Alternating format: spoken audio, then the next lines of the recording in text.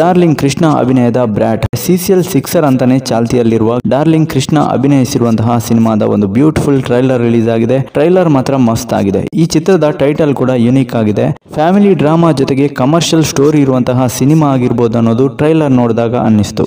ವಿಶೇಷ ಏನಪ್ಪಾ ಅಂತಂದ್ರೆ ಬ್ರ್ಯಾಟ್ ಸಿನಿಮಾದ ಟ್ರೈಲರ್ನ ನಮ್ಮ ಕಿಚ್ಚ ಸುದೀಪ್ ಅವರು ಲಾಂಚ್ ಮಾಡಿದ್ದು. ಈ ಹಿಂದೆ ಇದೇ ಟೀಮ್ನ ಕೌಸಲ್ಯ ಸುಪ್ರಜಾ ರಾಮ ಸಿನಿಮಾದ ಇವೆಂಟ್ಗೂ ಸುದೀಪ್ ಅವರು ಬಂದಿದ್ರು. ಈ ಸಿನಿಮಾ ಡಾರ್ಲಿಂಗ್ ಕೃಷ್ಣ ಕೆರಿಯರ್ಗೆ ಬಿಗ್ಗೆಸ್ಟ್ ಹಿಟ್ ಕೊಡ್ತು. ಹಾಗಾಗಿ ಕಿಚ್ಚ ಸುದೀಪ್ ಅವರು ಈ ಒಂದು ಟೀಮ್ಗೆ ಲಕ್ಕಿ ಚಾರ್ಮ್ ಅಂತಾನೆ ಹೇಳ್ಬಹುದು.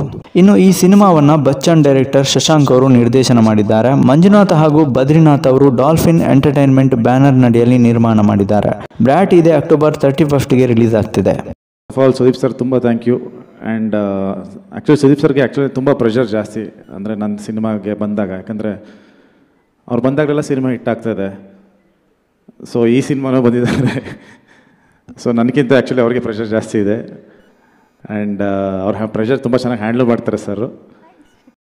Sudeep sir, thank you very much ನಮ್ಮ ಟ್ರೈಲರ್ ಲಾಂಚ್ ಮಾಡಿದ್ದಕ್ಕೆ. ಇನ್ಫ್ಯಾಕ್ಟ್ ಹೇಳಬೇಕಂದ್ರೆ ನೀವು you are always lucky for me and as well as Krishna. ನಮ್ಮ ಪ್ರೀವಿಯಸ್ ಕಾಂಬಿನೇಷನ್ ತೋರಿಸಿದ್ವಿ ವಿಟಿನ. ಕೌಸಲ್ಯ ಸುಪ್ರಜಾರಮ್ಮ ಕೂಡ ಸುದೀಪ್ ಸರೇ ಲಾಂಚ್ ಮಾಡಿದ್ದು. ನಿಮ್ಮೆಲ್ರಿಗೂ ಗೊತ್ತೇ ಇದೆ ಎಷ್ಟು ದೊಡ್ಡ ಹಿಟ್ ಆಯಿತು ಫಿಲ್ಮ್ ಅನ್ನೋದು. ಹೋಪ್ಫುಲಿ ಈ ಸಿನಿಮಾ ಟ್ರೈಲರ್ನು ಅವರೇ ಲಾಂಚ್ ಮಾಡಿದ್ದಾರೆ.